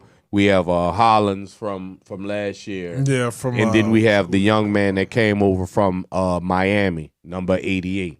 So we already have 4 tight ends. So maybe we do hide Taysom at that fullback position, which drops us to only 4 backs. And then I just don't see us being able to hide someone like a Kendre Miller on the practice squad. For the dedicated folks that's watching us right now, they could be watching the NBA Finals. They could. And they could be watching the LSU their series. Go Tigers. You got any updates for us with the NBA, Chris? I do have an update, an unfortunate update. It looks like Halliburton went back to the locker room. He's back out on the field now, but Oklahoma is up 35-24 in the second quarter. All right, Chris, we got anything for LSU? The game is actually delayed right now, but Wow. yes, LSU is up 5-3. Okay, shouts out to the weather and LSU. Go Tigers, they up. Mojello shots, baby. Mojello shit. Go Tigers. Yes, indeed. Ty, what's happening, baby? I know Come you out there on. doing your thing. Hello, somebody. We the best. There you go, like Chris hit that thing. You heard me? Hello, somebody. Well, guys, nonetheless, this is a problem we want to have with the running back room. Oh, we got sure. some names, some guys that's proven. That's what we need. Another area I'm extremely confident in is the Saints' defensive line. I am confident in the Saints' defensive line. It's not going to be a hard question for Chris to answer. He'll probably look at this and kind of see what fave. Yeah, I told you. But you do have the addition of Devon Gottschall. I don't think the Saints fans, and I'm not undermining y'all at all, really understands what this means for our interior line. He's someone who will complement Brizzy on the inside and then give Big Saunders another heavy experience presence, right? You look at Nathan Shepard, he's a guy, when I look at him and I look at Vernon Broughton, we just drafted in the third round. Right. I'm like, okay, if he does play, he comes in on a second down play or a second or a first and short because somebody jumped off sides or what have you. He's in, and he's that three-tech presence that give you a big body. Right. And you don't need him to perform right away. Now, I didn't talk about the ends. I want to start interior line first. Y'all thoughts on this interior line for the Saints, man? They're looking pretty solid. I mean, I love it. Coach Moore addressed the most immediate thing we needed on defense because in actuality, when he came over, we did not have a 3-4 nose on the team. Him initiating home to home. Obviously, Gottschall played at LSU. He's coming back to Louisiana to play that nose tackle. Might I add the most unselfish position in this defense because a lot of times he's taking blockers on so they don't get to the next level. So our 4 linebackers can actually flow and get to the ball. So it's a very unselfish position, but very much so needed in the 3-4. I'm happy that we addressed it. I'm happy we also have, like I say, competition at the position as well. There's other guys that can play it, like the young man we got in the third round. So we have youth and we have depth at the position. I'm very excited about the D-line because now we have ends like Chase and Gradison that can literally pin their ears back and go upfield. And I guess, Chris, my question is, right now there's 16 guys across the line, D-ends, interior linemen. This is probably the most that we've had in a while. Mind you, 5 of these guys probably out of here before training camp. When you start thinking about the Saints defensive line, I'm going to go to you first. I got you. Give me your, I don't know if you have the roster up or you're familiar with the guys. Right now the Saints is a 4-3 base. Give me your 4 starting down linemen week 2 in September or 1. 4 starting down linemen. So 2 defensive tackles, Gotcha. 2 D-ends. Who are your guys? Okay. Gotcha. I would say Chase, like in any situation or like third down situation, like just any situation. Well, the situation is this. There's 15 minutes on the clock. So let's say, for instance, we're playing, who's our first game against? Arizona. So this is Arizona. Arizona won the toss. They elected to receive the ball. The Saints sending their first group of guys out there. Who's in that group? Okay. Give me Chase Young. Okay. Cam Jordan. Okay. Only because you know who he is. Okay. D tackles. I like what's his name? Nathan Shepard. That's his name. Oh, okay. Nathan Shepard. All right. Yeah, I like him too. I'll explain. All right. And for the 4th one, I will say What's his name from LSU? Gotcha. Yep, you said gotcha. At first, I was about to mix that up, but you was confirming with me. Yeah. I think that'll be my 4. CL, give me your 4 starters. Ooh.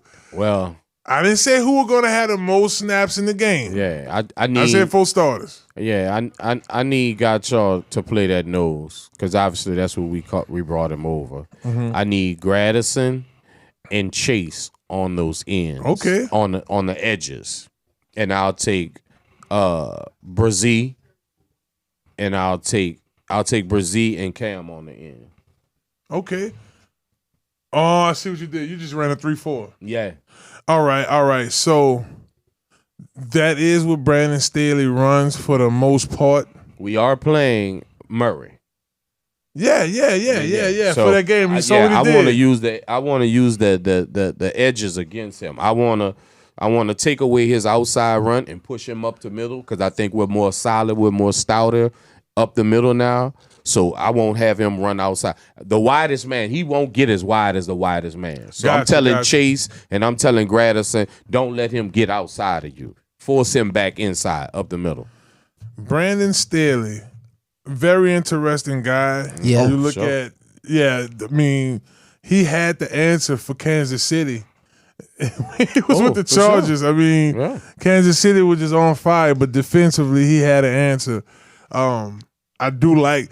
That's why I'm kind of torn, y'all, with win totals for the Saints. This could be. I do think they beat the spread, which the spread is at 5.5.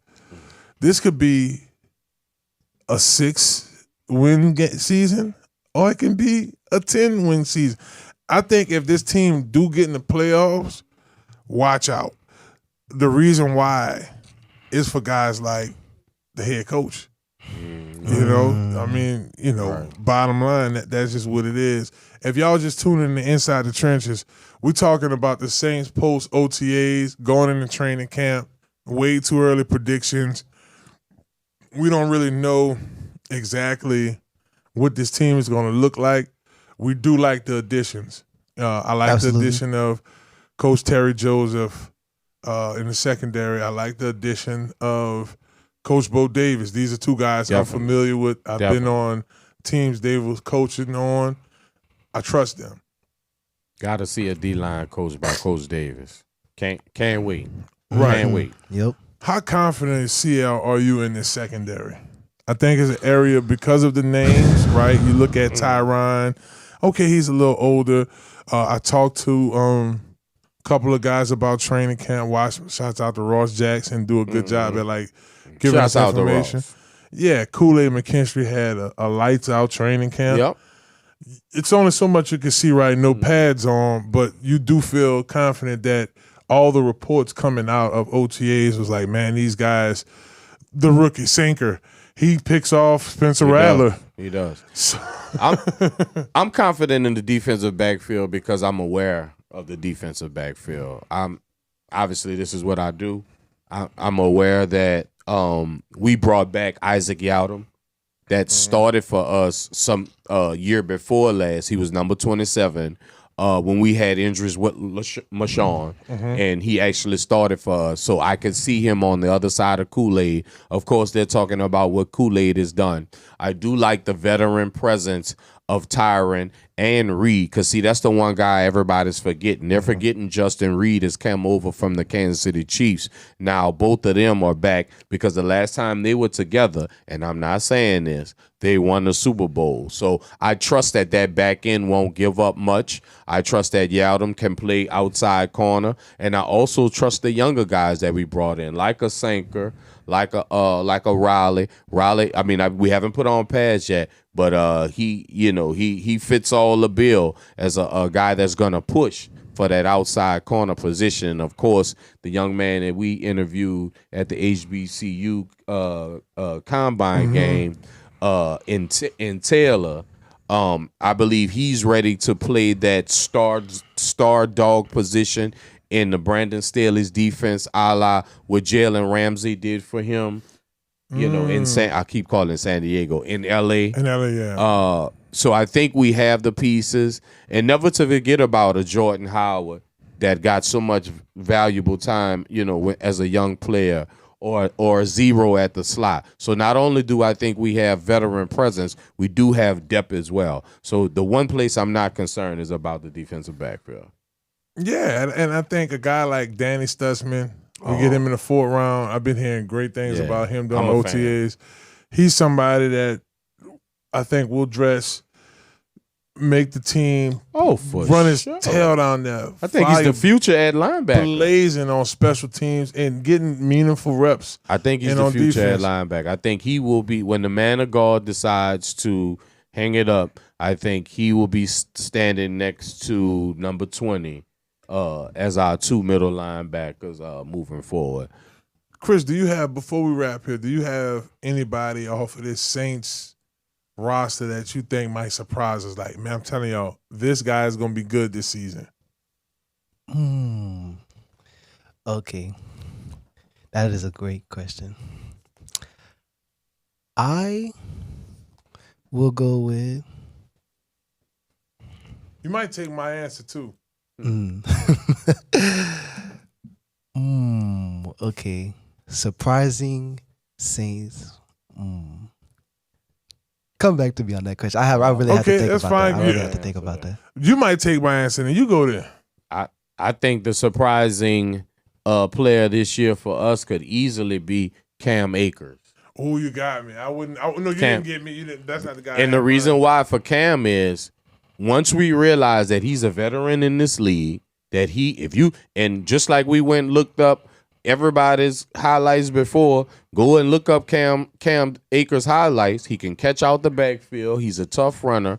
So maybe we don't have to use Alvin so much in the backfield. Maybe Alvin can be the highest paid decoy in football, or just a guy that we actually line up in slot, because he's a mismatch for any linebacker. So the emergence of Cam Akers, I believe if Cam can actually be that, and I wouldn't even call him a second string back, a 1A, 1B type of situation, I think he can be the most surprising person for the Saints this year.